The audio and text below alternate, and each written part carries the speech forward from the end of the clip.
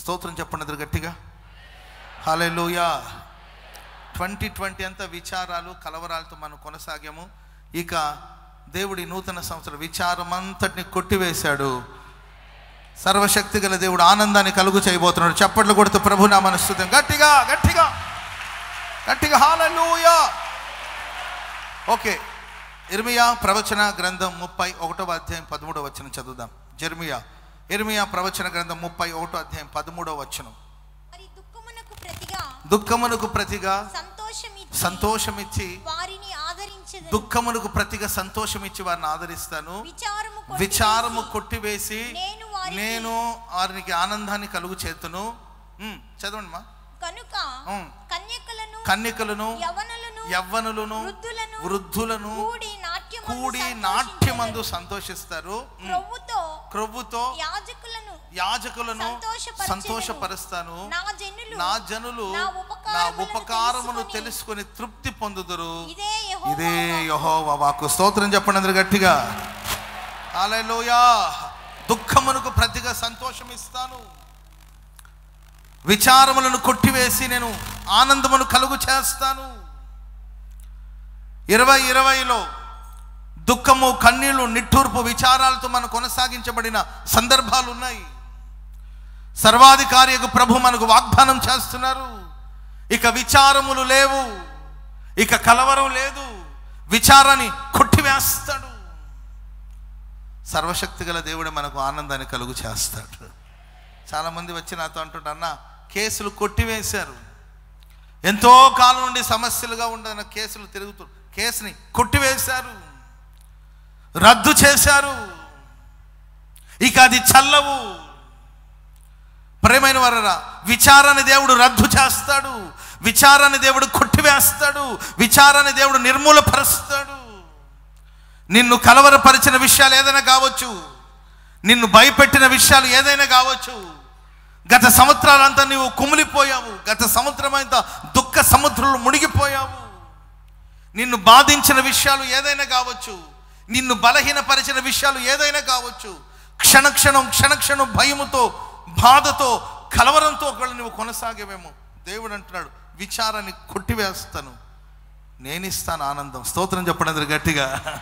లోకమిచ్చే ఆనందం కాదు, సర్వశక్తి గల దేవుడు మనకు ఆనందాన్ని ఇస్తాడు. సర్వశక్తి గల దేవుడు హృదయానందంతో మనల్ని నింపుతాడు, మనల్ని ఆనందింప చేస్తాడు. కన్యకలు, యవ్వనులు, వృద్ధులు కూడి నాట్యమందు సంతోషిస్తారంట. మీరు చూడండి, కన్యకలతో, యవనస్తులతో, వృద్ధులతో కలిసి మాట్లాడుకుంటారు, సంభాషిస్తారు. సరే, నాట్యమైన ఏ ఏజ్ గ్రూప్ వాళ్ళతో, చిన్నపిల్లలు యవనస్తులు వృద్ధులతో, యవనస్తులు కుటుంబస్తులు వృద్ధులతో కలిసి ఆనందించే అనుభవం ఉండదు. ఎవరెవరి వయస్సును బట్టి. చంటి బిడ్డలు పెద్దోళ్ళతో మాట్లాడుకోలేరు, పెద్దోళ్ళు చిన్నపిల్లలతో సమయాన్ని గడపలేరు. అందరూ కలిసి కుల మత వర్ణ విచక్షణ భేదం లేకుండా, వయస్సు వ్యత్యాసం లేకుండా అందరూ కలిసి సంతోషించే చోటు ఏదైనా ఉందంటే చెప్పండి, వృద్ధులు, యవనస్తులు, పిల్లలు అందరూ కలిసి, స్టూడెంట్స్ అంతా వాళ్ళు పబ్బులు కానీ ఎక్సెట్రా ఆ చోట వాళ్ళు ఎంజాయ్ చేస్తుంటారు. అండ్ పిల్లలందరూ చూడండి, పిల్లలందరూ కూడా పిల్లలకు సంబంధించిన స్కూల్లో కానీ ఎక్సెట్రా కార్యక్రమాలు వాళ్ళందరూ కలిసి వాళ్ళ మాటలు వాళ్ళకి అర్థమవుతుంది, వాళ్ళే మాట్లాడుకుంటారు. వాళ్ళది ఒక ప్రపంచం. యూత్ వాళ్ళదందరూ ఒక ప్రపంచం. ముసలోళ్ళు ఉన్నారండి, వీళ్ళదందరూ ఒక ప్రపంచం. ఎవరెవరి ప్రపంచాల్లో వాళ్ళు ఉండి వాళ్ళు అలా ఆనందిస్తూ ఉంటారు. కానీ దేవుడు అంటాడు, నేను మీకు ఆనందాన్ని కలుగు చేస్తాను. సర్వశక్తి గల దేవుడు మనకు ఆనందాన్ని కలుగు చేస్తే వృద్ధులు, యవ్వనులు, చంటి బిడ్డలు, స్త్రీలు, పురుషులు అందరూ కలిసి సంతోషిస్తారు. అలా సంతోషించే చోటు ఏదైనా ఉందంటే అది దేవుని మందిరమే. చప్పట్లు కొడదాం అందరు గట్టిగా హల్లెలూయా. చూడండి, ఏజ్డ్ పర్సన్స్ చాలామంది ఉన్నారు, వృద్ధులు ఉన్నారు. అట్ ద సేమ్ టైం చాలామంది యవనస్తులు ఉన్నారు. అండ్ చంటి పిల్లలు చాలామంది ఉన్నారు, కన్యకలు ఉన్నారు, యవనస్తులు అందరూ కలిసి సంతోషిస్తారు. యాజకులందరూ కూడా క్రొవ్వుతో తృప్తి పొందుతారంట. అంటే దైవ సేవకులకి బలి అర్పించేటప్పుడు క్రొవ్వుని తీసుకెళ్ళి దైవ సేవకులకి ఇస్తూ ఉంటారు. అంటే యాజకులు అంటే మందిరంలో జరుగుతున్న పరిచర్యను బట్టి, అర్పిస్తున్న అర్పణను బట్టి, జరుగుతున్న ఆరాధన బట్టి దైవ సేవకులు ఉల్లసిస్తారు. మొన్నటిదాకా అన్ని మందిరాలన్నీ క్లోజ్ చేసి జనాలు మందిరానికి రాకుండా అలాంటి ఆటంకాలు జరిగి యాజకుల హృదయాలు కృంగిపోయాయి, యాజకులు కృషించిపోయారు, యాజకులు అలసిపోయారు, యాజకులు అలసట చెందారు, కృంగిపోయిన సందర్భాలు ఉన్నాయి. కానీ ప్రియులారా 2021లో ప్రభు మాట్లాడుతున్నాడండి.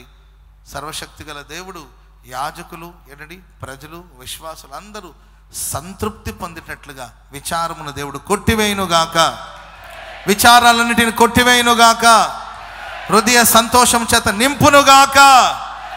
నా జనులు నా ఉపకారమును తెలుసుకుని తృప్తిగా ఉంటారు. ప్రియులారా, ఆనందానికి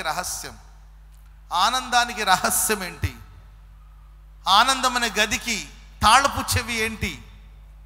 ఆనందం అనే గదికి తాళపు చెవి ఏంటంటే ప్రియులారా, తృప్తిగా బ్రతకాలి, మనం సంతృప్తిగా ఉండాలి. దేవుడు నిన్ను ఏ స్థితిలో ఉన్నా అక్కడ నువ్వు సంతృప్తిగా ఉండు. దేవుడు అంటాడు, యాజకుల్ని తృప్తిపరుస్తాను, నా జనులను తృప్తిపరుస్తాను. తృప్తిగా బ్రతకడం అనేది మనం నేర్చుకోవాలి. సాటిస్ఫాక్షన్. దేవుడు నేను ధనవంతుడిగా ఉంచాడు, దాంట్లో తృప్తిగా ఉండు. నేను పేదవాడిగా ఉంచాడు, దాంట్లో తృప్తిగా ఉండు. నేను ఒకవేళ నీకు శరీర బలహీనతలు ఉన్నాయా, దాంట్లో తృప్తిగా ఉండు. నువ్వు శారీరకంగా బలవంతుడు, తృప్తిగా ఉండు. ఆస్తులు ఉన్నాయా, తృప్తిగా ఉండు. ఏ స్థితిలో ప్రభు నేను ఉంచినా ఆ స్థితిలో సాటిస్ఫాక్షన్, తృప్తి అనేది మనకు కావాలి. మీరు చూడండి, ఎవరు సంతృప్తిగా ఉంటారో వాళ్ళు కొదవల గురించి మాట్లాడరు. ఎవరు సంతృప్తిగా ఉంటారో వాళ్ళు ఎదుటి మనిషి కొదవల గురించో లేకపోతే వాళ్ళకున్న కొదవల గురించి మాట్లాడరు. ఏదుంటే ఓకే, రైసా ఓకే, చపాతీనా ఓకే, ఉప్మానా ఓకే, ఉప్మాలో జీడిపప్పు ఉన్నాయా ఓకే, జీడిపప్పు లేదా ఓకే. ఏ స్థితిలోనైనా సంతృప్తిగా ఉండాలి. కొత్త బట్టల హ్యాపీ, పాతదా అంతకన్నా హ్యాపీ. ఏ స్థితిలోనైనా సంతృప్తిగా ఉన్నప్పుడు కొదవలు కనిపించదు. ఎందుకంటే మనం తృప్తిగా ఉన్నాం. అది ఆనందానికి తాళపు చెవి అండి. ఈరోజు ప్రపంచమంతా సంతృప్తిగా బ్రతకకపోవడానికి కారణం ఏంటంటే సంతృప్తి లేదు.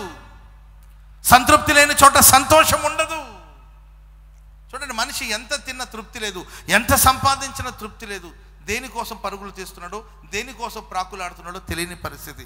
కాబట్టి ఈ నూతన సంవత్సరంలో మనం ఒక తీర్మానం చేద్దాం. ఆయన మనకు తృప్తిని ఇస్తాను అంటున్నారు. మనం తృప్తిగా దేవుని సన్నిధిలో జీవిద్దాం. స్తోత్రం చెప్పండి గట్టిగా. ఎక్కడ తృప్తి ఉంటుందో అక్కడ అసూయ ఉండదు. ఎక్కడ సంతృప్తిగా బ్రతుకుతారో అక్కడ ఎవరి మీద అసూయ అనేది ఉండదండి. అసూయ పడరు వాళ్ళు.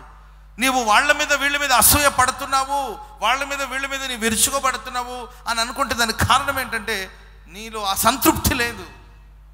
అందుకే నీ కళ్ళు నీ మీద ఉండడం కన్నా ఇతరుల మీదే ఉంటుంది నీ కళ్ళు.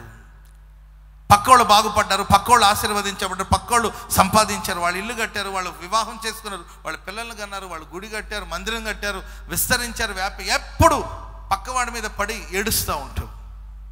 కారణం సాటిస్ఫాక్షన్ లేదు.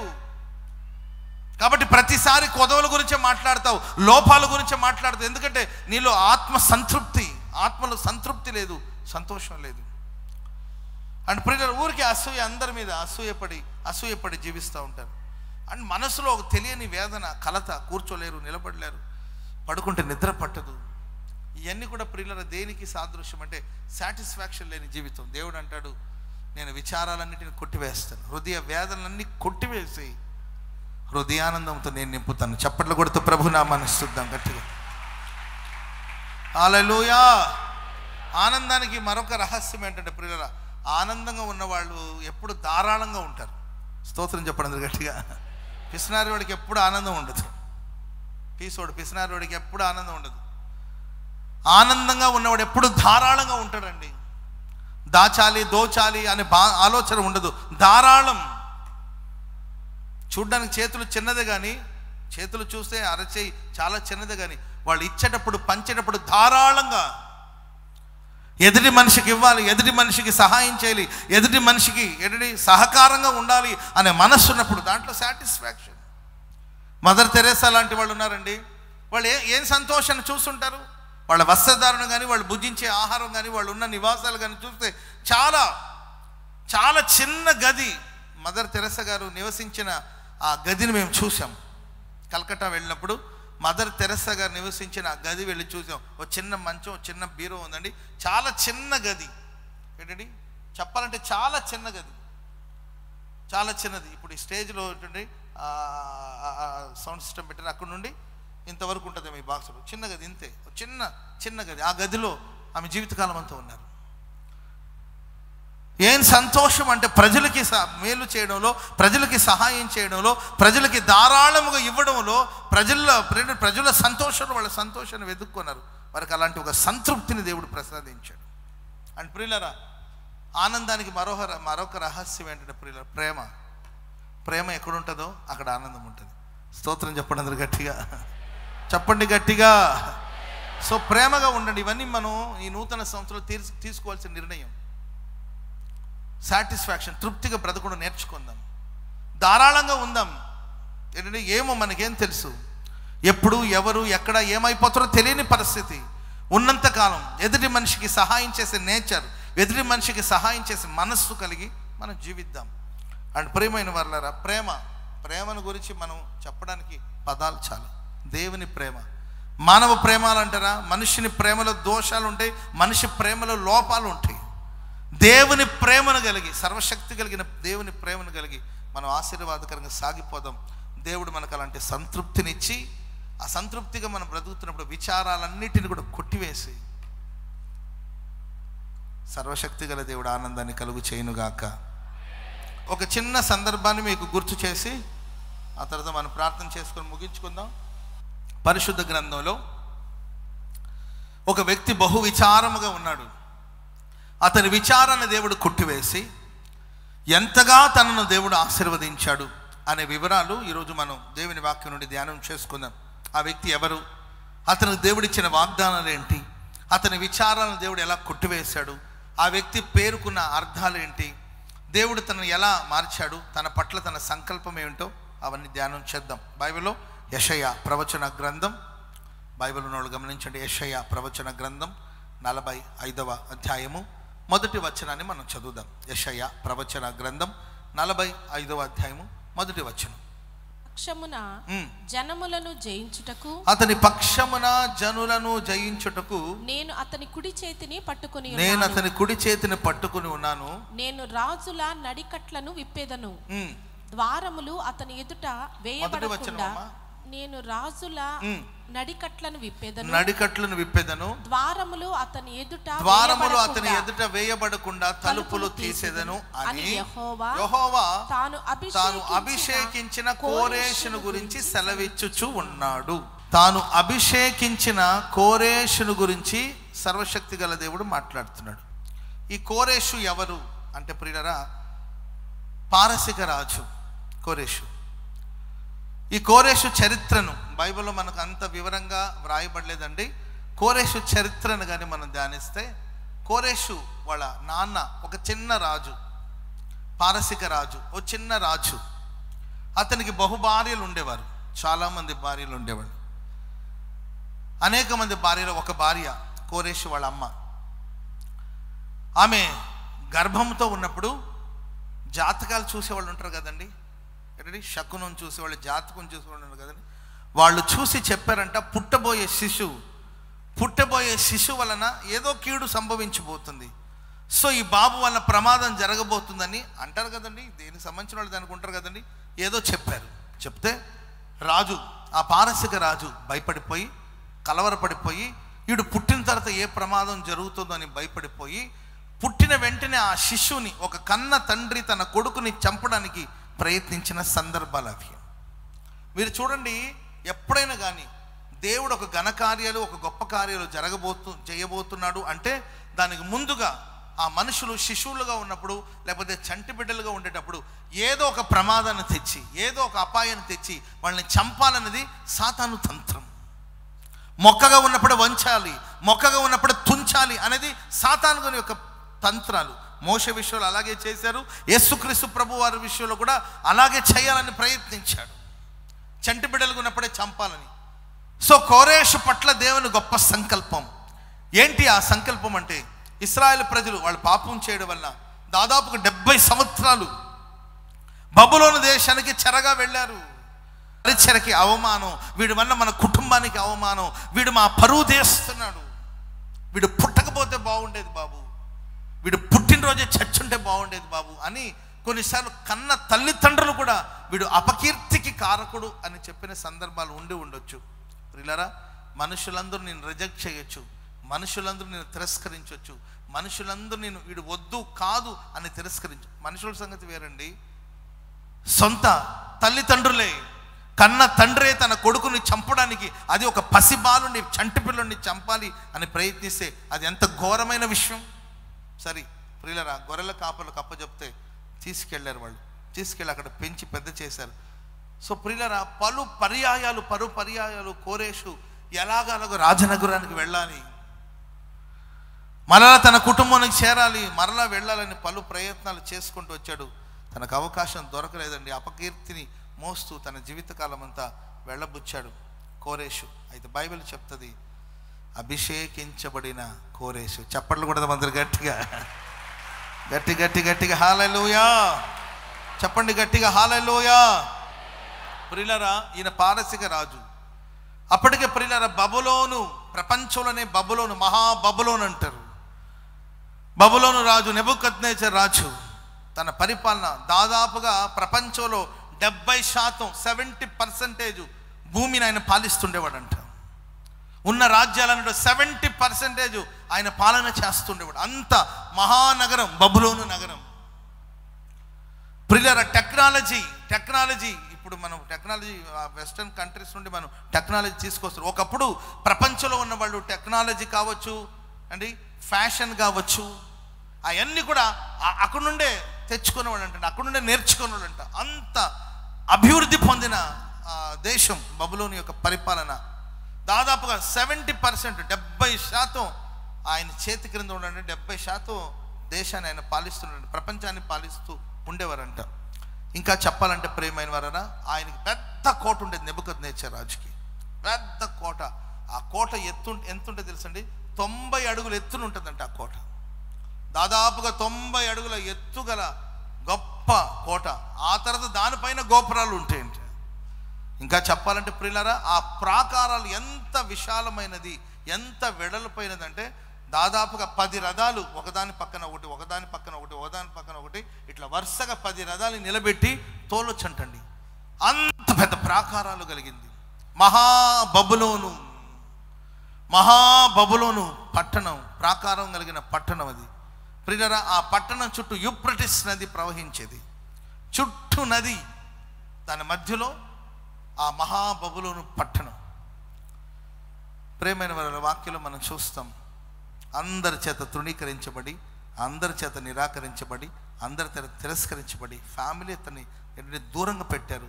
గొర్రెల కాపరి ఇంట దయనీయమైన బ్రతుకుతూ వచ్చాడు. చూసిన వాళ్ళందరూ కోరేష్ అంటే అపకీర్తి. సుకీర్తి అని ఉంటే బాగుండేది, కానీ అపకీర్తి.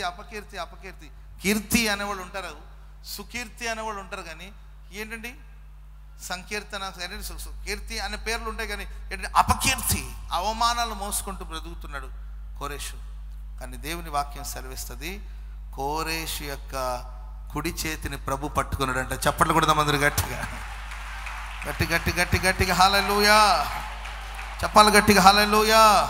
జనములను జయించట కొరకు దేవుడు కోరేషు యొక్క కుడి చేతిని పట్టుకున్నాడంట. సో నీవు అవమానాల మధ్యలో ఉండొచ్చు, నిందల మధ్యలో ఉండొచ్చు, నిన్ను నిలిపి నీ ద్వారా దేశాన్ని జయించేటట్లు, రాజ్యాన్ని జయించేటట్లు, విజయం నేను వరించేటట్లు నీ కుడి చేతిని ప్రభు పట్టుకోబోతున్నాడు. ఆమేన్ చెప్పండి అందరూ గట్టిగా చెప్పండి అందరూ. నా యేసయ్య నా కుడి చేతిని పట్టుకోబోతున్నాడు, నా యేసయ్య నా కుడి చేతిని పట్టుకోబోతున్నాడు.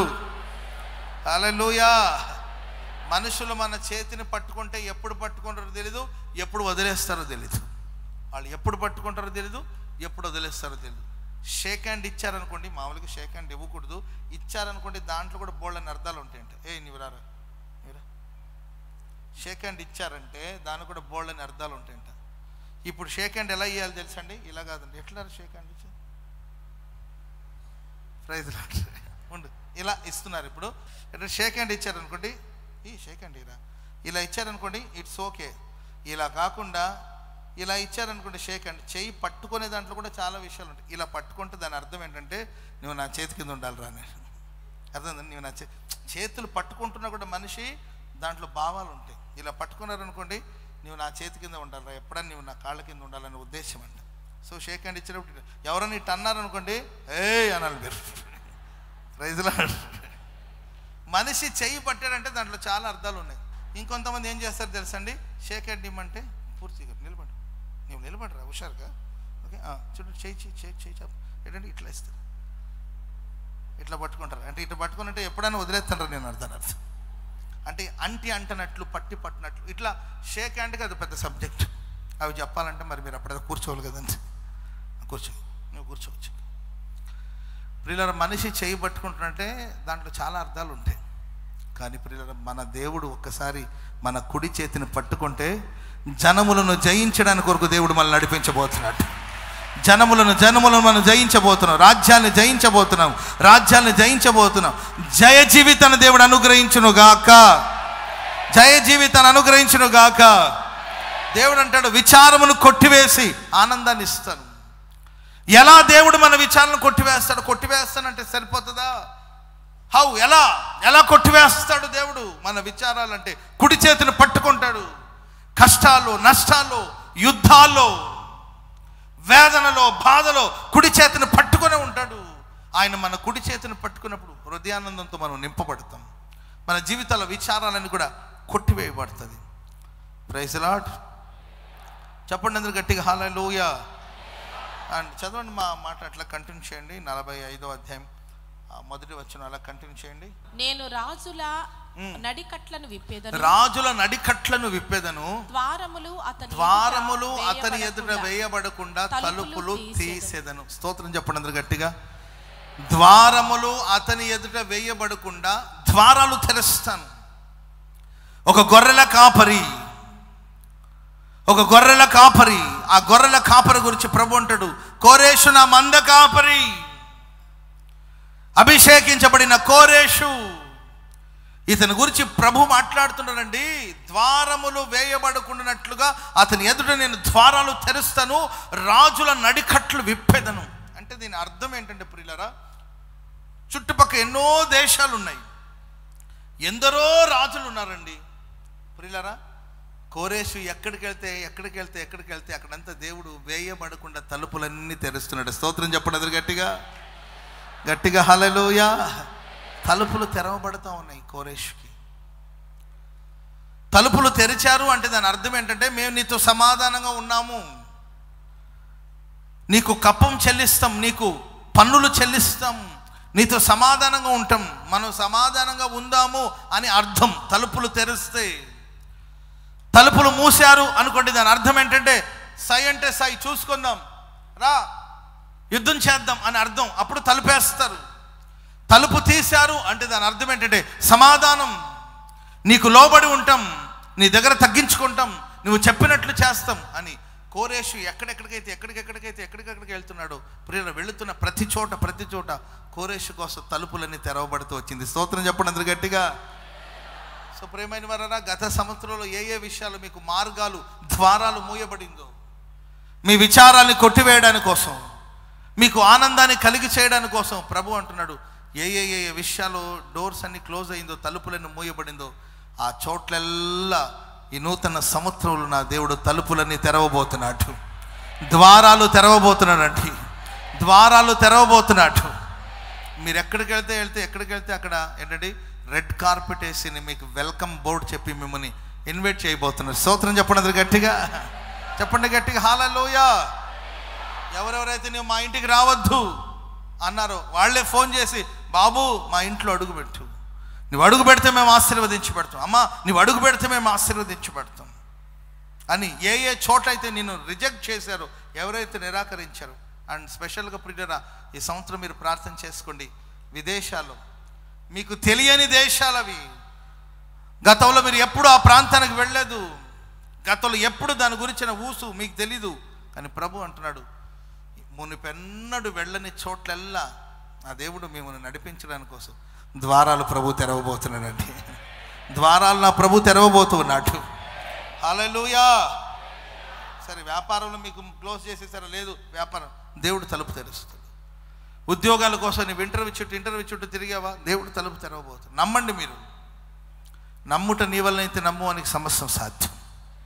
ఇప్పటికే తిరిగి ద్వారాలు వెళ్ళిపోరా బాబు వెళ్ళిపో అని అన్నారా? ఇప్పుడు వాళ్ళే రారా బాబు, తండ్రి రారా బాబు, నీకు దండం పెడుతున్నాని నేను పిలిచి రెడ్ కార్పెట్ వేసి ఏంటంటే నీకు వెల్కమ్ చెప్పేటట్లుగా ఏంటంటే దేవుడు మనందరికీ అన్ని విషయాల ద్వారాలు తెరచునుగాక.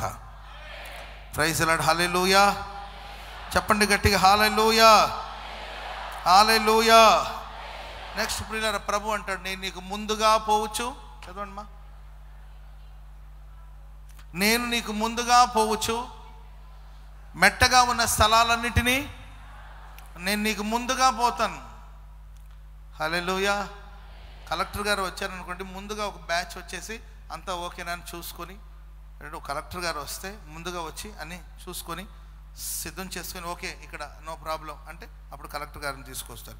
ఒక సీఎం గారు వచ్చారనుకోండి, ముందుగా ఒక బ్యాచ్ ఒక బెటాలియన్ వచ్చి మొత్తం చూసుకొని ఓహో సీఎం గారికి ఇక్కడ సేఫ్గా ఉంది, ఏం ప్రాబ్లం లేదంటే ఆ తర్వాత సీఎం గారు వస్తారు, ఎక్సెట్రా. ఇలా చెప్పుకుంటూ వెళ్తే అధికారులు ఎవరు రావాలన్నా ముందుగానే ఒకరు వచ్చి.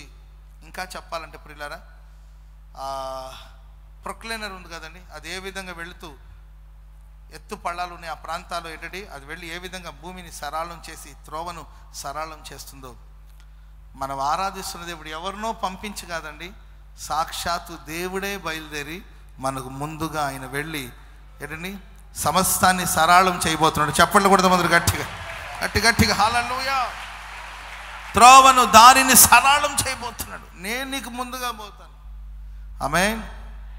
చెప్పండి గట్టిగా హల్లెలూయా. కాబట్టి ఎవరో రావాలి.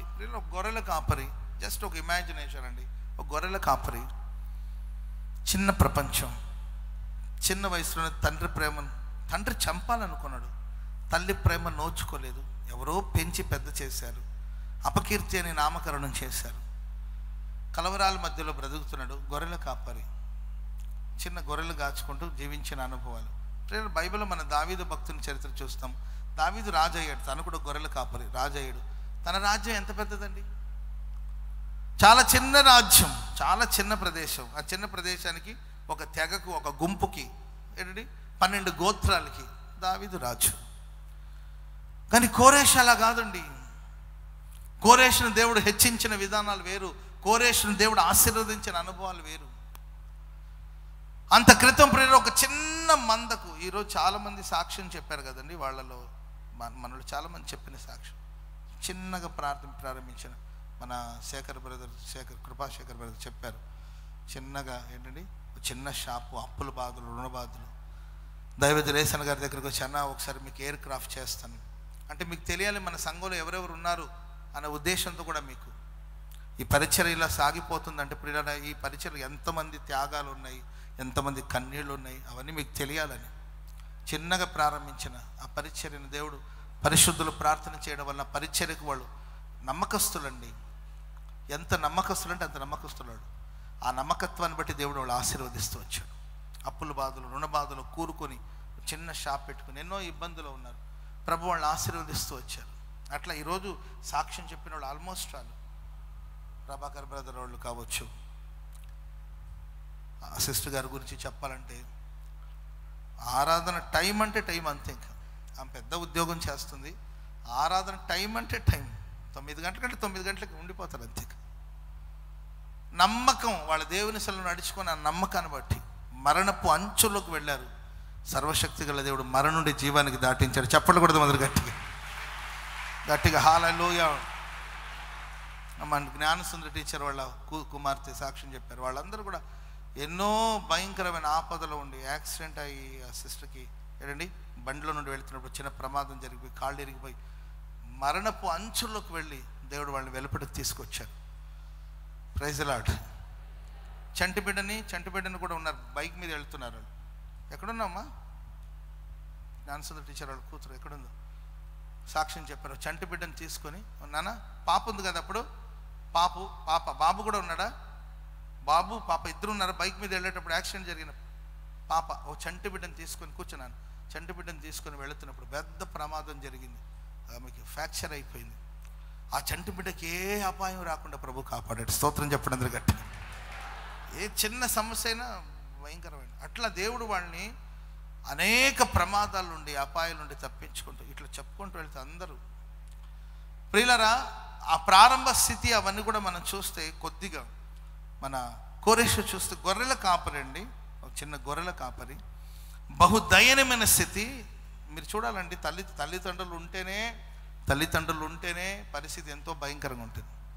అలాంటిది తల్లిదండ్రుల ప్రేమకు దూరంగా అండ్ తండ్రియే శత్రువుగా ఉంటే ఆ పరిస్థితి ఎలా ఉంటుంది మీరు ఆలోచించారు. ఒక తండ్రియే బిడ్డను చంపాలి అని ప్రయత్నించినప్పుడు, ఆ వార్త విన్నప్పుడు ఆ వార్త ఎంత దుఃఖాన్ని మిగిలిస్తుంది, అది ఎంత కష్టాన్ని కలిగిస్తుంది. చెప్తానే ఉంటారు కదండి, మీ నాన్నని నేను చంపాలని చూశారు అంటుంటారు కదండి. సో ఎన్నిసార్లు వెళ్ళాడు తల్లిని చూడాలని, అంతఃపురంలోకి వెళ్ళాలని, రాజనగర్లోకి, చిన్న రాజ్యం ఏది, వెళదామని ఎన్ని ప్రయత్నిస్తూ వచ్చాడండి. అవకాశం రాలి వాడిని తరుముతూ దగ్గరకు రానిచ్చేవాళ్ళు కాదు. వీడు అపకీర్తి, వీడు దేశంలోకి వస్తే కీడు, వీడు దేశంలోకి వస్తే నాశనం అని చెప్పి ఎవరు అతని దరి చేరనివ్వలేదు. కానీ సర్వశక్తి గల దేవుడు అంటాడు, అభిషేకించబడిన కోరేషు. చప్పట్లు కూడా అందరూ గట్టిగా చెప్పండి గట్టిగా, హల్లెలూయా. చిన్న గొర్రెల కాపరి, దేవుడు అంటాడు ఆ గొర్రెల కాపరికి ముందుగా నేను నడుస్తాను, త్రోవలన్నిటినీ సరళం చేస్తాను, ఆ గొర్రెల కాపరికి ముందుగా నేను నడుస్తాను. చిన్న స్థితిలో, చిన్న స్థాయిలో, చాలని జీతం, చాలని వసతులతో, 3 పూట్ల కడుపు నిండా అన్నం కూడా తినలేని పరిస్థితిలో, గతిలేని స్థితిలో, మంచుకు తడుస్తూ, ఎండకు ఎండుతూ గొర్రెల కాపరి పరిస్థితి ఎలా ఉంటుంది? రాజనగరంలో పుట్టి పేరుకే రాజకుమారుడు, కానీ బ్రతుకుతుండేది పూరి గుడిసెలో, పేరుకే రాజకుమారుడు. మంచుకు తడుస్తున్నాడు, ఎండకు ఎండుతున్నాడు, వానకు తడుస్తూ ఉన్నాడు, గొర్రెలు కాచుకుంటూ దయనీయమైన స్థితిలో ఉన్నాడు. దేవుడు అంటాడు నేను అభిషేకిస్తాను కోరేషుని, ఆయన నా మంద కాపరి, కోరేషు నేను వెలుపలకు రప్పిస్తాను, కోరేషుకు ముందుగా నేను నడుస్తాను అని ప్రభు అన్నాడండి. దేవుడు వెళ్ళి ప్రపంచం తెలీదు, దేవుడు అతను పిలిచినప్పుడు, పేరు పెట్టి ప్రభు పిలిచాడు, కోరేషుని పిలిచినప్పుడు ప్రపంచం తెలీదండి. గొర్రెల కాపరి గొర్రెలు గాయడమే తెలుసు, కానీ తను బయలుదేరి వస్తుంటే తన ముందు దేవుడు ఏంటండి త్రోవలన్నిటిని సరళం చేస్తూ, ఇరుకుల విశాలతను కలుగు చేసి ప్రభు ఆయన నడిపించుకుంటూ వచ్చారు. నేను అంటాను ప్రియులారా, మనకు సపోర్ట్ చేసేవాళ్ళు ఎవరు లేరు. చాలామంది అంటుంటారు, అన్నా సపోర్టింగ్ లేదు, పునాది లేదు, సపోర్ట్ లేదు, సహాయం లేదు, సో నేను నా సొంత జ్ఞానంతో ఏం చేస్తాను, నా శక్తితో నేనేం చేస్తాను, నాకున్న రాబడితో, నాకున్న ప్రాపర్టీతో నేను ఏం చేయగలుగుతాను. ఎవరు నిరుత్సాహపడద్దు. ఏ సహాయం లేకపోయినా సర్వశక్తి గల దేవుడు నీ ముందర నడవబోతున్నాడంటే, నువ్వు ఎక్కడికి వెళ్తే నీ ముందర ప్రభు నడుస్తున్నాడు అనేదాన్ని నువ్వు గమనించాలి. గుర్తించు, ఆయన నీ ఎదుట నిలిచి ఉన్నాడు. గుర్తించు, ఆయన నీ ఎదుట నడుస్తూ ఉన్నాడు. గుర్తించు, ఆయన ఇరుకుల విశాలతను కలిగిస్తాడు. గుర్తించండి, ఆయన త్రోవలన్నిటినీ సరళం చేస్తాడు. ఆమేన్. చెప్పండి గట్టిగా హల్లెలూయా. ఓకే, నెక్స్ట్ మాట కూడా చదవండి అమ్మా. 45:3 చదువుదాం. పులను పగలగొట్టేదను అమ్మా, చదవండి. పేరు పెట్టి నిన్ను పిలిచిన ఇశ్రాయేలు దేవుడనైన యెహోవాను నేనే అని నీవు తెలుసుకొనుటట్లు అంధకార స్థలములలో ఉంచబడిన నిధులను రహస్య స్థలములలోని మరుగైన ధనమును నీకు ఇచ్చేదను. నా సేవకుడైన యాకోబు నిమిత్తము నేను ఏర్పరచుకున్న ఇశ్రాయేలు నిమిత్తము నేను నీకు పేరు పెట్టి నిన్ను పిలిచితిని. నీవు చూడండి, బాగా చదవాలి ఇది. నీవు నన్ను ఎరగకుండినప్పటికీ నీకు బిరుదులిచ్చితిని. నీకు నేనెవరో తెలీదు. వినండి ఎంత చక్కని మాట. నేనెవరో నీకు తెలీదు. ఇప్పుడు మనం అందరూ దేవుని నమ్మిన వాళ్ళు, యేసయ్య నమ్మిన వాళ్ళందరూ ఒక హల్లెలూయా చెప్పండి. యేసయ్య నమ్మిన వాళ్ళందరూ హల్లెలూయా చెప్పండి. యేసయ్యను నమ్మని వాళ్ళు హల్లెలూయా చెప్పండి. అబ్బో, చాలా షార్ప్గా ఉన్నారు మీరందరూ. మనం అందరూ నమ్మాం, మంచిది. స్తోత్రం చెప్పండి అందరూ గట్టిగా. కోరేషు దేవుడిని నమ్మాడా? చెప్పాలి. దేవుడు అన్నాడు, నీవు నన్ను తెలుసుకోలేదు, నీవు నన్ను నమ్మలేదు, నీవు నన్ను విశ్వసించలేదు, నీవు నన్ను నమ్మనప్పటికీ నేను నిన్ను ఆశీర్వదిస్తాను. చెప్పలు కొట్టండి అందరూ గట్టిగా గట్టిగా హల్లెలూయా. ఇదేంట్రా బాబు విచిత్రంగా ఉంది. నమ్మిన వాళ్ళకి మేలు చేస్తే ఓకే, దేవుడెవరో తెలీదు కోరేష్కి. ఒక అన్య కుటుంబానికి చెందినవాడు, ఒక నామకార్థమైన స్థితిలో పెంచబడినవాడు. జీవము గల దేవుని గురించిన జ్ఞానం లేదు, జీవము కలిగిన దేవుని గురించిన ప్రత్యక్షత లేదు, జీవము కలిగిన దేవుని గురించిన దర్శనం లేదు. అయితే దేవుడు అంటాడు, కోరేషు నన్ను ఎరగకుండా ఉన్నప్పటికీ నేను ఆయనకి బిరుదులు ఇస్తాను. ఆయన నన్ను తెలుసుకోలేదు, అయినా నేను ఆయన దీవిస్తాను. ఆయనకు నన్ను గురించిన అనుభవ జ్ఞానం లేదు, అయినా దీవిస్తాను.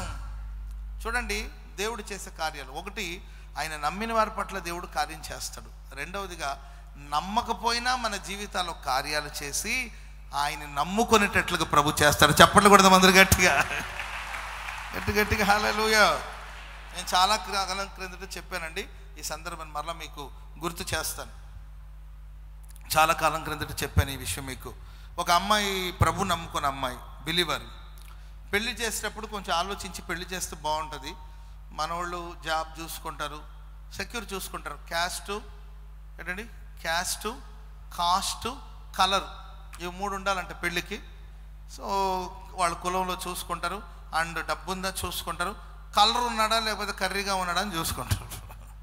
చూసుకొని మొత్తం మీద ఏదో ఓకే, వాళ్ళ స్థితిని బట్టి మీరు వివాహం చేస్తారు. పెళ్ళి అయిపోయింది. సరే, వివాహం చేసుకున్న తర్వాత అక్కడికి వెళ్ళిన తర్వాత వాళ్ళు భయంకరమైన ప్రభు నమ్ముకోలేదు. వేరే మాట ఎందుకండి, ప్రభు నమ్ముకోలేదు. యేసు ప్రభు అంటే వాళ్ళకి నమ్మకం లేదు. సో ఈ అమ్మాయి ప్రభు నమ్మింది, ప్రార్థనకు వెళ్ళే అమ్మాయి. అప్పుడు ప్రారంభంలో ఏం కాదులే చర్చికి పంపిస్తామని అన్నారు. పెళ్ళి అయిపోయింది. పెళ్ళి అయిపోతే చర్చికి పంపరండి, చర్చి విషయాలు తీస్తే చాలు గొడవ. చాలామంది ఉన్నారు ఇప్పటికి కూడా ఇక్కడ అలాంటి పరిస్థితులు. ఆడపిల్లలు భయంకరమైన హింస, ప్రాబ్లం అండి. భర్త మంచోడు పాపం, అర్థం చేసుకుంటాడు. సో అమ్మాయి ప్రార్థనకి వెళ్ళాలంటే రహస్యంగా తీసుకొచ్చి చర్చి దగ్గర డ్రాప్ చేసి ప్రార్థన చేసుకుంటారు, మళ్ళీ తీసుకెళ్తారు. వాళ్ళ అమ్మకి ఇవన్నీ గిట్టదు. వాళ్ళమ్మ చాలా క్రూరంగా, చాలా భయంకరంగా హింసిస్తూ ఉంటుంది. సో అయినా ఇంక తప్పదు కదండి, కొంతమంది ఆడపిల్లలకి అది పెద్ద సమస్య. పుట్టింటికి పోలేరు.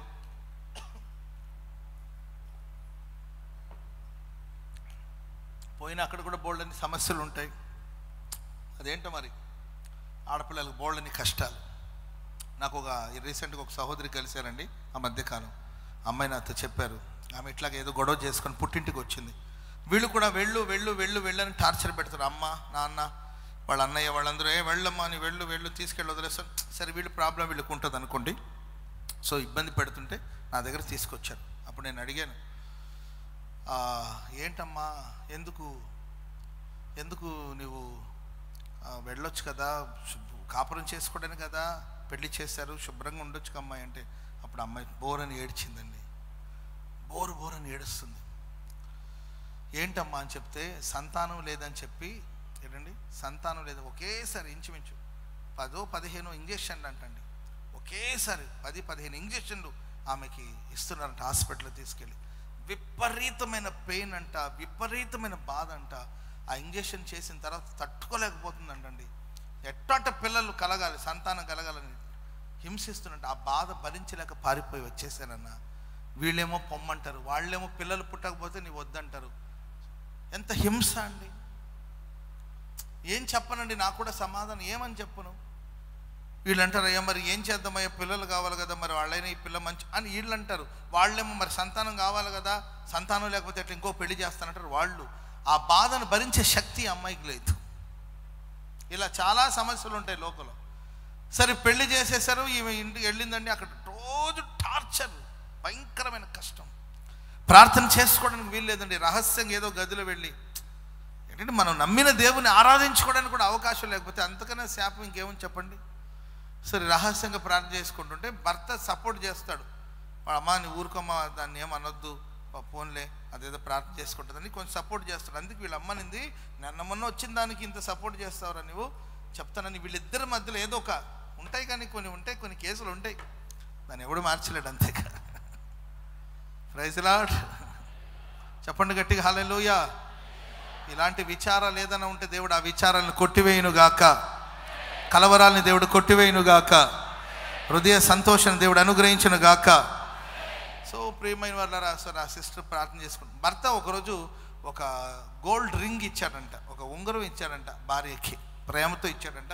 ఇది ఎప్పుడు నీ వేళ్లలోనే ఉండాలి, నీ చేతిలోనే ఉండాలి, నీ ప్రేమకు నీకు నాకు ఉన్న ప్రేమకు ఇది గుర్తని ఒక గోల్డ్ రింగ్ ఒకటి ఇచ్చాడంటండి. సో ఎప్పుడు ఆ రింగ్ వేసుకుని ఉంటుందండి. అది వాళ్ళిద్దరికి ప్రేమ చిహ్న. వీళ్ళిద్దరిని చెడగొట్టాలంటే ఆ ఉంగరాన్ని చెడగొట్టాలని ఈ వృద్ధురాలు, ముసలోళ్ళు కొంతమంది మహా తెలివి ఉంటుంది కానీ ఇప్పటి కానీ సరే ఆమె ఏం చేసిందంటే ఎప్పుడో ఒకసారి పాప రింగ్ ఎక్కడో పెట్టామే, ఏదో పని మీద ఉన్నట్టుందండి, సైలెంట్గా ఏం చేసిందంటే పల్లెటూరులో జరిగింది ఇది. సో ఆ రింగ్ తీసుకుని ఇంటి వెనకాల చెరువు ఒకటి ఉంటుంది, ఇక్కడ మళ్ళీ ఇంకెక్కడ దాస్తే పర్సు కడతారేమో, తీసుకెళ్ళి ఆ రింగు ఆ చెరువులో ఎక్కడ పారేసి వచ్చేసిందంట. చెరువులో పారేసి వచ్చేస్తే అప్పుడు సరే సాయంత్రం దాకా వేచి ఉంది, భర్త రావాలి కదా, భర్త వచ్చిన తర్వాత ఈమె సంగతి చెప్పిద్దామని చెప్పి వేచి చూసిందండి. సాయంత్రం అయిందండి. సాయంత్రం అయితే వెంటనే మా భర్త కొడుకు వచ్చేసరి కనుక, రే నీ భార్యకు మొన్న ఒక ఉంగరం ఇచ్చావు కదా, ఏం చేసింది అడుగు అని అన్నట్టు. అప్పుడు ఎందుకమ్మా ఇప్పుడు అంటే, అడుగు ఏం చేసింది అడుగు, ఇంట్లో ఏం జరుగుతుంది నీకు తెలియదు, ఏం చేశారు, పారేసి వచ్చింది ఈ సైతానికి, అడుగు అంటే అప్పుడు ఈయన అడిగాడంటమ్మా, ఏది నేను నీకు ఇచ్చిన రింగ్ ఏది, ఉంగరం ఏది అని అడిగాడంట. అంటే ఉందండి అని చెప్పి, పోయి తీసుకురాపమంటే పాప లోపలికి వెళ్ళింది. ఎట తెస్తుందో చూద్దాంలే, చూద్దాం అంటుందంట. ఆమె లోపలికి వెళ్ళింది, బీరో తీసింది, రింగ్ తీసుకొచ్చింది. చప్పట్లు కూడా అందరూ గట్టిగా పారేసింది ఎవరు? అత్తమ్మ. ఏంటండి ఈమెకి ఏం అర్థం కావట్లేదు, నోరు తెలుసు అని చూస్తుందంట. అత్తమ్మ ఇప్పుడు నోరు మొయ్యి, మ్యాటర్ మరలా చెప్తా. ఏంటి మ్యాటర్ అంటే ప్రియులారా, వాస్తవం, ఇది వాస్తవ సంఘటన అండి. ఈమె ఉంగరం తీసుకెళ్ళి అక్కడ చెరువులో పారేసి వచ్చింది కదండి. ఈమె వచ్చిన ఒక పావు గంటకి ఎవరో చేపలు పట్టేవాళ్ళు వచ్చి ఆ చెరువులో వల వేశారంట. ఏంటండి ఈ ఉంగరం నీళ్ళలో పడంగానే చేప మింగిందంట. చేప మింగితే వల వేశారంట, చేప పడిందంట, పంచారు. ఒక ఆవిడ ఎవరో గంపలో ఇంత చేపలు తీసుకొని చేపలమ్మా చేపలని అమ్ముకుంటూ వచ్చారంట. అంతే అప్పుడప్పుడే జరిగిందండి. అమ్ముకుంటూ వస్తే ఈ పాప కోడలు బయటకు వచ్చి, ఏమై చేపలు వచ్చింది చూడు, పోయి తెచ్చుకోమని అత్త చెప్తే కోడలు వెళ్ళి చేప అడిగితే, సరే ఆ గంప అప్పటికే ఉంగరం కనబట్ల, ఆమె గాబరగా ఉంది. సరే చేపలు వచ్చిందండి, చేపలు తీసుకొని వెళ్ళి దాన్ని శుభ్రం చేసి కట్ చేసి ఫ్రిడ్జ్లో పెట్టమని చెప్పిందంట. సరే తీసుకెళ్ళి వెళ్ళి చేపలు మోసుకొచ్చింది. తీసుకొచ్చి ఆ చేప కోస్తే గొంతులో ఉంగరం ఉందంట. చప్పట్లు కూడా అందరూ గట్టిగా. ఈమెకు మ్యాటర్ తెలియదు, పారేసిన సంగతి, నా ఉంగరం ఎక్కడో పోయిందంటే ఇట్టెట్లో వచ్చింది. ప్రియులారా, మనం ఆరాధిస్తున్న దేవుడు లెక్కలేనన్ని అద్భుత కార్యాలు చేయగల దేవుడు. చప్పట్లు కొడుతూ ప్రభు నా మనస్సు గట్టిగా హల్లెలూయా. అద్భుతాలు చేసే దేవుడు, ఆశ్చర్య కార్యాలు చేసే దేవుడు, మహత్ కార్యాలు చేసే దేవుడు. అప్పుడు ఈ మ్యాటర్ అంతా అత్తకు చెప్తే నోరు తెరిసి ముసలిది అట్లాగే ఉండిపోయిందంటే. పావు గంట తర్వాత తేరుకున్నానంది, అమ్మాయి నేనేమో అనుకున్నాను కానీ నిజంగా నువ్వు ప్రార్థన చేసే దేవుడు గొప్ప దేవుడు. చప్పట్లు కొడదాం అందరూ గట్టిగా. నీ దేవుడే నా దేవుడు, నీ దేవుడే నా దేవుడు. చలో హోసన్న ప్రార్థన మందిరం. Praise Lord. చెప్పండి గట్టిగా హల్లెలూయా. నమ్మిన వారి పట్ల దేవుడు అద్భుతం చేస్తాడు, నమ్మని వారి పట్ల కూడా అద్భుతాలు చేసి వారు నమ్మేటట్లు ప్రభు చేస్తాడు. కోరేషుకి దేవుడు అంటే తెలీదు, దేవుడు ఎవరో తెలీదు, కానీ దేవుడు ఎరగనప్పటికీ, ఆయన దేవుని తెలుసుకున్నప్పటికీ అద్భుతాలు చేశాడు, ఆశ్చర్యకార్యాలు చేశాడు. మంద కాపరిగా, ఒక గొర్రెల కాపరిగా ఉన్న కోరేషును దేవుడు గణపరిచి తన జనుల నిమిత్తం, తన ప్రజల నిమిత్తం ఆశీర్వదించి హెచ్చించి. చూడండి, అప్పటికే నెబుకద్నెజర్ పాలన, లేకపోతే మహాబబులోని యొక్క పాలన చూస్తాం. ఆ దేశాన్ని ఓడించడం, ఆ దేశాన్ని జయించడం అంత తేలికైన పని కాదు. దేవుడు అంటాడు, నేను నీకు ముందుగా వెళ్తాను. Praise Lord. నీకోసం తలుపులన్నీ తెరవబడేటట్లుగా నేను చేస్తాను. Praise Lord. ఇత్తడి తలుపులను, ఇనుప గడియలు నేను పగలగొడతాను, విరగొడతాను. స్తోత్రం చెప్పండి గట్టిగా. దాచబడిన ధన నిధులన్నీ కూడా ఇవ్వబోతున్నాను. స్తోత్రం చెప్పండి గట్టిగా. ఫినాన్షియల్గా మనం ఆర్థికంగా చాలా బలహీనపడ్డాం, అవన్నీ మీకు తెలిసిన విషయాలు. హాఫ్ శాలరీ ఏనండి అన్న, హాఫ్ శారీ కట్టుకొని హాఫ్ శాలరీ తెచ్చుకున్నాను అంటది ఒక ఆమెకి. రైమింగ్ మరలా అక్కడ కూడా హాఫ్ శారీ అంట, హాఫ్ శాలరీ అంట. అర్థం ఉందండి. జీతాలు లేవు, చాలా ఫినాన్షియల్గా చాలా ఇబ్బంది పడ్డారు. కానీ కంగారు పడద్దండి, ఎక్కడో దేవుడు దాచాడు. దాచబడిన ధన నిధులు దేవుడు మీకు ఇవ్వబోతుండే. చప్పట్లు కూడా మందరు గట్టిగా హల్లెలూయా. హల్లెలూయా. 2021లో డబ్బుల గురించి మీరు ఏం భయపడద్దు. ధారాళంగా నా దేవుడు మిమ్మల్ని దీవించుగాక. ఆమేన్ చెప్పండి అందరూ గట్టిగా. మీ నిధులను నా దేవుడు నింపునుగాక, సర్వ సమృద్ధిని అనుగ్రహించునుగాక. ఆమేన్ అనండి, దేవుడు ఇస్తాడు. ఆమేన్ ఆమేన్. ఎక్కడెక్కడెక్కడెక్కడెక్కడ ఎప్పుడెప్పుడెప్పుడు దాచబడింది, ఎప్పుడెప్పుడు ఇవ్వాల్సిన డబ్బులన్నీ కూడా ఈ సంవత్సరంలో దేవుడు మీకు అనుగ్రహించబోతున్నట్టు. Praise the lord. ఇత్తడి తలుపులను విరగొడతాడు, ఇనుప గడియలను దేవుడు విరగొడతాడు అంతేగా. ఓకే ప్రియులారా, ఈ ఇత్తడి తలుపు, ఈ ఇనుప గడి ఏంటి, దీనికి సాదృశ్యం ఏంటి? లేవి కాండంలో ఒక మాట రాయబడింది. లేవి కాండము 26వ అధ్యాయము 19వ వచనం. లేవి కాండం 26వ అధ్యాయం 19వ వచనం. త్వరగా. మీ బల గర్వమును భంగపరచి ఆకాశము ఇనుము వలెను. చూడండి, మనిషి పాపం చేసినప్పుడు దేవుడిచ్చే పనిష్మెంట్ ఏంటంటే, గర్వాన్ని బట్టి ఆకాశమును ఏం చేశారంట? ఇనుము వలె చేశారంట. భూమిని ఇత్తడి వలె చేశారు. ఆకాశాన్ని ఇనుములాగా చేశారంట, భూమిని ఏంటి ఇత్తడిలాగా చేశారంట. అందరూ తలలు పైకెత్తి నేను చెప్పే మాటలు వినండి. ఆకాశం ఇనుము అయిపోయింది అనుకోండి, వర్షాలు కురుస్తుందా? ఆకాశాల్లో మేఘాలు ఉండాలి, ఆ మేఘాలు వర్షమై కురవాలి. మనిషి పాపం చేసినప్పుడు, మనిషి అక్రమం చేసినప్పుడు ఆకాశం ఇనుమైపోతుంది. కుటుంబాల్లో ఈరోజు దీవెన వర్షం లేకపోవడానికి కారణం ఏంటంటే పాపం. సమృద్ధి లేదు, ఆశీర్వాదం లేదు, అభివృద్ధి లేదు. ఆకాశం నీకోసం వర్షం ఇవ్వలేకపోతుంది, ఆకాశం తన దీవెన నీకు ఇవ్వలేకపోతుంది, ఆకాశపు ఆశీర్వాదం నీవు స్వతంత్రించుకోలేకపోతుంది. ఆకాశం ఇనుమైపోయింది, ఇక పైనుండి నీకు ఏ ఆశీర్వాదం రావట్లేదు. భూమి ఇత్తడి అయిపోయిందంట. ప్రియులారా, భూమి అంతా ఇత్తడి అయిపోయింది. భూమి నేలగా ఉంటే, మట్టిగా ఉంటే అక్కడ విత్తనాలు వేస్తే అది మొలకెత్తుతుంది, అది మొక్కగా మారుతుంది, అది నీకు ఆహారంగా మారుతుంది, నీకు సమృద్ధిగా మారుతుంది. పాపం చేసినప్పుడు దేవుడిచ్చే పనిష్మెంట్ ఏంటంటే ఆకాశం ఏంటంటే ఇనుములాగా మారిపోతుంది, భూమి ఇత్తడిలాగా మారిపోతుంది. ఇటు భూఫలము ఉండదు, అటు ఆకాశ ఫలము ఉండదు. అంతే, ఇంక అంతకు మించి ఏముండదు. మనిషి పాపం చేసినప్పుడు వాడు ఎంత ప్రయత్నించిన దీవెన ఉండదు, దినమెల్లా చేతులు చాపిన ప్రయోజనం ఉండదు. కారణం పాపం. అయితే దేవుడు కోరేషు విషయంలో మాట్లాడుతున్నాడు. ఒకవేళ నీ జీవితంలో ఆకాశం ఇనుములాగా మారిందా, భూమి ఇత్తడిలాగా మారిందా, పనిష్మెంట్ అనుభవిస్తున్నావా? నీ పనిష్మెంట్ని నేను కొట్టివేయబోతున్నాను. చప్పట్లు కొడదాం అందరూ గట్టిగా. చప్పట్లు కొట్టండి గట్టిగా. ఇంకేం కొడతామురా బాబు, చేతులని నొప్పులు కొడుతున్నాయి. Praise the Lord. చెప్పండి గట్టిగా హల్లెలూయా. భూ ఫలాలు లేవా, ఆకాశ ఫలాలు లేవా, గర్భ ఫలాలు లేవా, ఆత్మ ఫలాలు లేవా? నిర్జీవంగా బ్రతుకుతున్నావా? ఫలాలు లేని అనుభవాలు బ్రతుకుతున్నావా? నా దేవుడు అంటున్నాడు, ఇత్తడి తలుపులను పగలగొడతాను, ఇనుప గడియలను విరగొడతాను. ఇక మీదట భూమి నీకోసం శ్రేష్టమైన ఫలాలు ఇవ్వబోతుంది. చప్పట్లు కొడదాం అందరూ గట్టిగా. ఆకాశము తన ఆశీర్వాదం నీకు అందచేయబోతుంది. కాబట్టి దేవుని బిడ్డలారా, చాలా కాలం నుండి ఎన్నో పనిష్మెంట్ అనుభవిస్తూ వచ్చారా? చాలా కాలం నుండి ఎన్నో శాపగ్రస్తమైన బ్రతుకు అనుభవిస్తూ వచ్చారా? ఎక్కడికి వెళ్ళా కలిసి రావట్లే, ఎక్కడికి వెళ్ళా ఓటమి, ఎక్కడికి వెళ్ళా నిందలు, ఎక్కడికి వెళ్ళా అపజయాలా? నా దేవుడు అంటే జయించుట కొరకు, జనములను జయించుట కుడి చేతిని పట్టుకుంటున్నాడు. నీకు ముందుగా నడుస్తాడు ప్రభు. త్రోవలన్నిటిని దేవుడు సరళం చేస్తాడు. నీవు ఆయన ఎరుగనప్పటికీ, నీ పరిపూర్ణంగా ఆయన తెలుసుకున్నప్పటికీ నీకు నమ్మకం కలిగించడానికి కోసం దేవుడు అద్భుతాలు చేస్తాడు.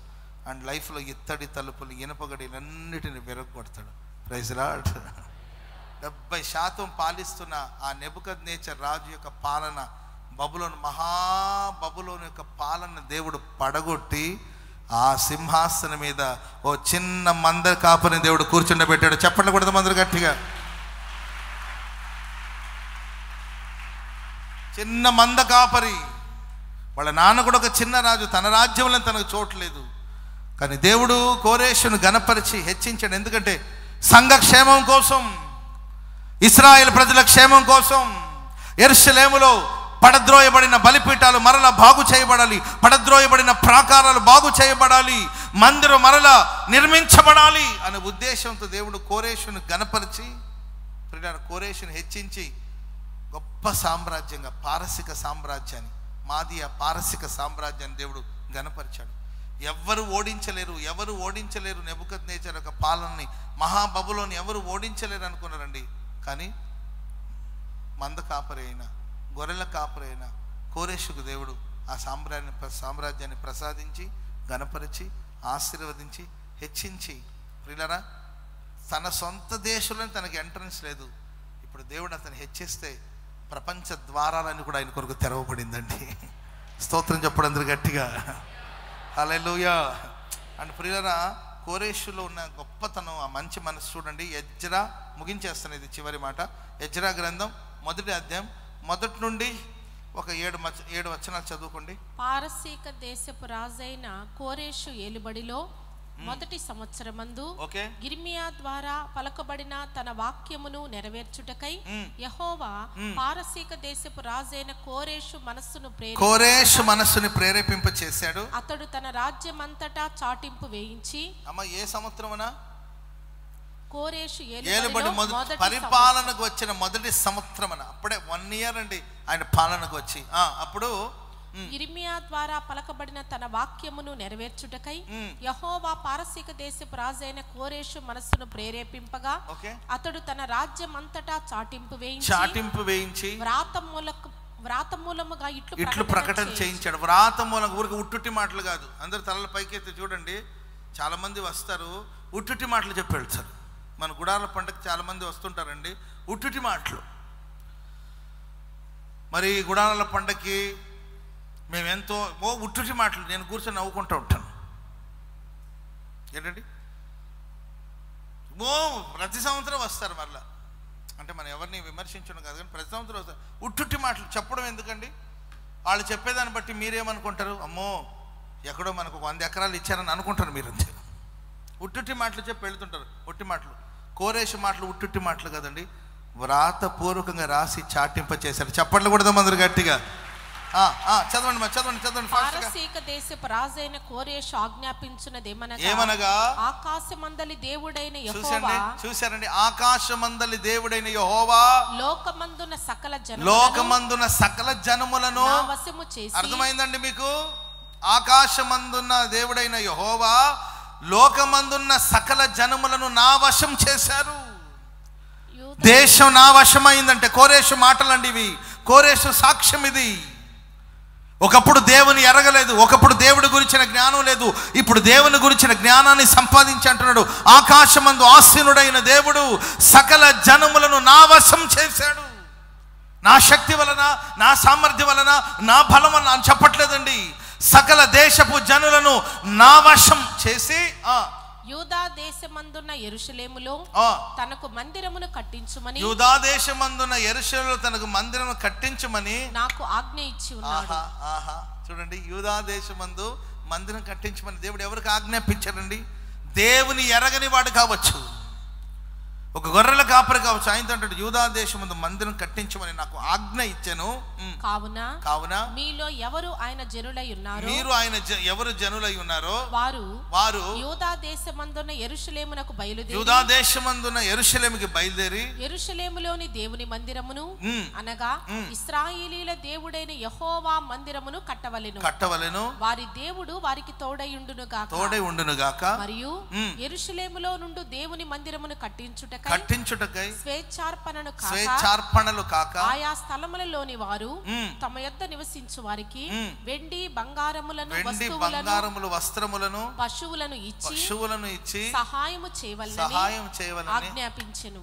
హల్లెలూయా. చూడండి, మందిరం నిర్మించబడాలి, స్వేచ్ఛార్పణలు కాకుండా వెండి బంగారము పశువులు వీటన్నిటి కూడా ఇవ్వండి అని ఆజ్ఞ. నాకు ఇవ్వండి అని అడగల. ఇప్పుడే నేను పాలనకు వచ్చాను, ఇదే ఫస్ట్ ఇయర్, సో అంతా నాకు ఇవ్వండి నేను ఇస్తానని కాదు. ఇవ్వండి, వాళ్ళకి సహాయించండి, మందిర నిర్మాణం కోసం ప్రోత్సహించండి, దేవుని మందిరం కోసం సహాయించండి. గొప్ప విశాల హృదయం. చదవమ్మా. అప్పుడు యోధా పెద్దలను, బెన్యామీనీల పెద్దలను, యాజకులను, లేవీలను ఎవరెవరి మనస్సును దేవుడు ప్రేరేపించెనో వారందరూ వారితో కూడుకుని వచ్చి యెరూషలేములో ఉండి యెహోవా మందిరమును కట్టుటకు ప్రయాణమయ్యారు. మరియు వారి చుట్టూనున్న వారందరూ స్వేచ్ఛగా అర్పించినవి కాక వెండి ఉపకరణములను, బంగారును, పశువులను, ప్రశస్తమైన వస్తువులను ఇచ్చి వారికి సహాయం చేసిరి. మరియు నెబుకద్నెజరు యెరూషలేములో తీసుకొచ్చి తన దేవత తల యొక్క గుడి యందు ఉంచిన యెహోవా మందిరపు ఉపకరణములన్నిటిని రాజైన కోరేషు బయటికి తెప్పించాడు. చప్పట్లు కొడదాం అందరూ గట్టిగా గట్టిగా గట్టిగా గట్టిగా గట్టిగా హల్లెలూయా. అప్పుడే పాలనకు వచ్చాడు నెబుకద్నెజరు. దేవుని మందిరపు వస్తువుల్ని, దేవుని మందిరపు ఉపకరణాలన్నిటి కూడా బంధించి పెట్టాడు.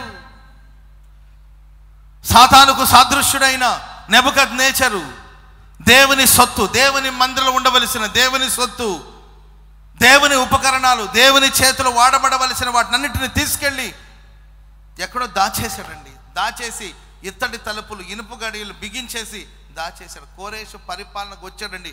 అదే ఫస్ట్ ఇయర్ ఒక అనౌన్స్మెంట్ చేశాడు. బాగా వినండి, తలలు పైకెత్తి ఒక అనౌన్స్మెంట్ చేశాడు, దేవుని మందిరం కడతామని. ప్రియులారా, ఇది ఒక అనౌన్స్మెంట్. దేవుడి సంవత్సరం గుడాల పండగ మనకు గొప్ప స్థలాన్ని ఇవ్వాలి. ఆమేన్ చెప్పండి గట్టిగా గట్టిగా హల్లెలూయా. ఘనకార్యాలు దేవుడు జరిగించాలి. మీరు పాంప్లెంట్ ఇలా తిప్పి చూడండి, పాంప్లెంట్ తిప్పి చూడండి. గుడాల పండగ డేట్లు వేసామన్నమాట. చాలామందికి గుడారాల పండగ జరుగుతుందా, జరుగుతుందో జరగదో నేను చెప్పనండి. పాంప్లెట్లు మాత్రం డేట్లు వేసాం. దేవుడు ఘనకార్యాలు జరిగించను గాక. మనం నమ్ముతున్నాం, నమ్మేవారి పట్ల ఘనకార్యాలు ప్రభు జరిగించను గాక. చెప్పండి గట్టిగా హల్లెలూయా. ఒక అనౌన్స్మెంట్ చేస్తున్నాడు, దేవుని మందిరం నిర్మించడానికి కోసం మీరు సహకరించండి. దేవుని మందిర నిర్మాణం కోసం యెరూషలేములో పాడైపోయిన మందిరం బాగు చేయబడాలి. పితరుల సమాధులు ఉన్న పట్టణం బాగు చేయబడాలి. ఒక అనౌన్స్మెంట్ చేశాడండి. వెంటనే అనౌన్స్మెంట్ చేశాడు. కొంతమంది ప్రిపేర్ అవుతున్నారు. అంతలోపల కొంతమంది పరిగెత్తుకుంటూ వచ్చారు. వచ్చి, అయ్యా, నెబుకద్నెజరు రాజు ఉన్న కాలంలో ఆ దేశం నుండి తీసుకొచ్చిన బంగారం, వెండి అవన్నీ కూడా అక్కడక్కడ దాచేసి ఇత్తడి తలుపులేసి ఇనుపు గడిలేసి బిగించి ఉంచాడు. ఏంటండి, అప్పుడు పగలగొట్టి ఇత్తడి తలుపులు పగలగొట్టి ఇనప గడియలని విరగొట్టి ఆ దాచబడిన ధన నిధులన్నీ కూడా దేవుని మందిరం తీసుకొచ్చారు. చప్పట్లు కొడుతూ ప్రభు నా మనస్సుద్ధం గట్టిగా. ప్రియమైన వాళ్ళారా, విచారాలు మన లైఫ్, మన ప్రారంభం విచారాలు, దుఃఖాలు, కన్నీళ్లతో ఉండొచ్చు. కానీ మన ద్వారా దేవుడు ఘనకార్యాలు చేయాలని కోరుకుంటున్నాడు. కాబట్టి మరి మందకాపరైన కోరేషు జీవితంలో ఉన్న దుఃఖము, విచారం, నిట్టూర్పు, అపకీర్తి అవన్నీ కూడా దేవుడు వాటన్నిటిని కొట్టివేసి హృదయానందంతో నింపారండి. ఆ కోరేషుకి దేవుడు ప్రేరణనిచ్చారు. ఆయన అభిషేకించిన వాడని అన్నారు. దేవుడు అభిషేకించిన కోరేషు అన్నాడు. అండ్ ప్రియులర్, ఆయన ముందుగా దేవుడు నడిచాడు. ఇరుకులో విశాలతను కలిగించాడు. తన సామ్రాజ్యాన్ని ఘనపరిచాడు. గొప్ప చిన్న రాజ్యం కాదు కోరేషు. ప్రపంచంలో అనేక ప్రాంతాన్ని పాలించగలిగిన గొప్ప స్థాయికి కోరేషుని తీసుకెళ్ళి నిందను, అవమానాన్ని కొట్టివేసి రెట్టింపు ఘనతనిచ్చి ఆశీర్వదించినట్లు ఈ నూతన సంవత్సరంలో 2021 సంవత్సరం అంతా ప్రభు మనల్ని ఆశీర్వదించి ఘనపరిచి నిందల్ని, అవమానాన్ని, విచారాన్ని కొట్టివేసి కోరేషుకు ఆనందాన్ని ఇచ్చి ఆనందంతో ఆయన్ని పరవశించేటట్లుగా కార్యం చేసిన దేవుడు నిన్ను, నన్ను, మనల్ని ఆ విధంగా ఆశీర్వదించి దీవించుగాక. ఆమేన్. ప్రార్థన చేసుకుందాం. దయచేసి అందరూ అలాగే లేచి నిలబడండి. దయచేసి అందరూ లేచి నిలబడండి. ప్రార్థన చేసుకుందాం. మహాపరిశుద్ధుల సర్వశక్తి గల దేవ, వందనాలు, కృతజ్ఞతాస్తుతులు చెల్లిస్తున్నాం. సర్వాధికారి, గత సంవత్సరం అంతా మీరు మమ్మల్ని కాపాడి ప్రేమించి మరొక నూతన సంవత్సరాన్ని దయాకిరీటంగా ధరింప చేసినందుకే స్తోత్రం చెల్లిస్తున్నాం. ఇంతగా మీరు మమ్మల్ని దీవిస్తారని మేము కూడా అనుకోలేదు ప్రభు. మా ప్రతి క్షణాన్ని మీరు దీవెనకరంగా మార్చినందుకే స్తోత్రం చెల్లిస్తున్నాం. నీవే ఎత్తైన కోటగా ఉన్నందుకే స్తోత్రం చెల్లిస్తున్నాం. కాపాడే కేడెమై మీరు నిలిచారు. బండలు స్వామి, బండ సందులు మాకు ఆశ్రయం ఇచ్చారు. ఏ అపాయం ఆ దరి చేరకుండా మీరు కాపాడుతున్నందుకే స్తోత్రం చెల్లిస్తున్నాం. నీ ఘనకార్యాలను బట్టి మిమ్మల్ని స్తుతిస్తున్నాం స్వామి. ప్రభు, ఈ నూతన సంవత్సరంలో ఈ మొదటి దినాన నీ వైపు చేతులు చాప అడుగుతున్నాం ప్రభు. నీ ప్రజల విచారాలన్నీ కొట్టివేయబడునుగాక, కొట్టివేయబడునుగాక. హృదయానందంతో నీ ప్రజలు నింపబడుదురుగాక. ఆనందాన్ని కలుగు చేయమని వేడుకుంటున్నాం స్వామి. సంతోషాన్ని కలుగు చేయమని వేడుకుంటున్నాం ప్రభు. ఉపకారాల చేత తృప్తిపరచమని వేడుకుంటున్నాం. సంతోషించి వారితో కలిసి నాట్యమాడాలి ప్రభు, జ్ఞాపకం చేసుకోమని వేడుకుంటున్నాం స్వామి. కోరేషు ప్రభువా, కుటుంబం, తల్లిదండ్రులు, బంధువులు ఎవరి ప్రేమను నోచుకోలేదు ప్రభు. కానీ మీరు ప్రేమించి జనములకు, జాతులకు ఆశీర్వాదకరంగా మార్చి, తన ఎదుట తలుపులు తెరిచి, తన ముందర నీవు నడిచి, తనకు బిరుదులు ఇచ్చి బలపరిచినందుకే స్తోత్రం చెల్లిస్తూ, సర్వాధికారి మీ స్తోత్రం చెల్లిస్తూ, నేను విశ్వసించే హృదయాన్ని మీరు ఇచ్చారు, నేను నమ్మే అనుభవాలు ప్రసాదించారు స్వామి.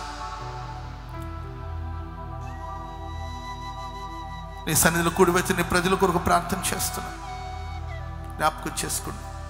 కోరేషుని గణపరిచి గొప్ప చేసిన దేవుడు, ఈ సంవత్సరం అంతా నీ ప్రజలందరి కోసం దాచబడిన ధన నిధులు మీరు అనుగ్రహించబోతున్నందుకై ఇత్తడి తలుపులు, ఇనుప గడియలు విరగొట్టి, శాపాన్ని పోగొట్టి గొప్ప ఆశీర్వాదం కలుగునుగాక, పరిపూర్ణమైన ఆరోగ్యం కలుగునుగాక, క్షేమాన్ని కలిగించండి ప్రభువా. ప్రతిదినము మీరు అనుగ్రహించే అనుగ్రహమని, ఆయుష్కాలం అంతా నీ వరమని ఈ సంవత్సరం నోరార నేను పాడుకుని కృపనిచ్చినందుకే స్తోత్రం చెల్లిస్తాను.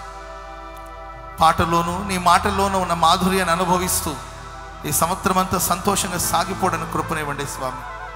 కలవరపరిచి కలతను కలిగించిన ప్రతి దురాత్మ యేసు నామములో తొలగిపోవునుగాక, తొలగిపోవునుగాక. నిండార్లుగా అందరిని దీవించి ఆశీర్వదించండి ప్రభు. మీ ఉచితమైన కృప ద్వారా ఈ ఆరాధన జరగడానికి మీరు ఇచ్చిన అవకాశాన్ని బట్టి నేను స్తుతిస్తున్నాను. ప్రజలందరినీ సమకూర్చారు, ఘనపరిచారు, ఆశీర్వదించారు. వందనాలు, వందనాలు, వందనాలు యేసయ్య. మీకే కృతజ్ఞతాస్తుతులు చెల్లిస్తున్నాను. ఘనత, మహిమ, ప్రభావాలు మీకే ఆరోపిస్తూ త్వరగా రానియున్న నజరుడైన యేసుక్రీస్తు నామాన ప్రార్థించి అడిగి వేడుకుంటున్నాం తండ్రి. ఆమేన్, ఆమేన్.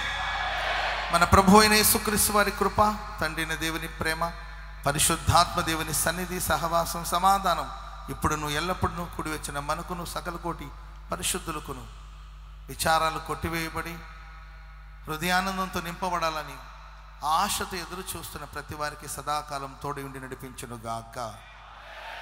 ఆమేన్, ఆమేన్.